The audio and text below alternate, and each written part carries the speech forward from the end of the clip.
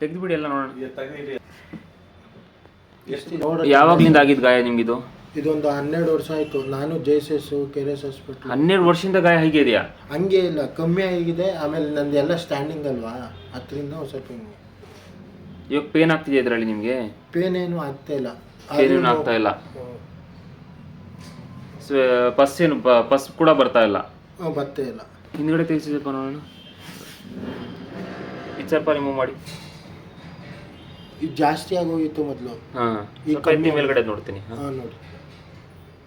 ಇವಾಗ ನಡೆದ್ರೆ ನೋವು ಏನು ಆಗ್ತಾ ಇಲ್ವಾ ನಿಮಗೆ? ಇಲ್ಲ, ನೋವು ಏನು ಆಗ್ತಿಲ್ಲ. ಒಂದು ಸ್ವಲ್ಪ ನರ್ಕ್ ಆಗುತ್ತೆ.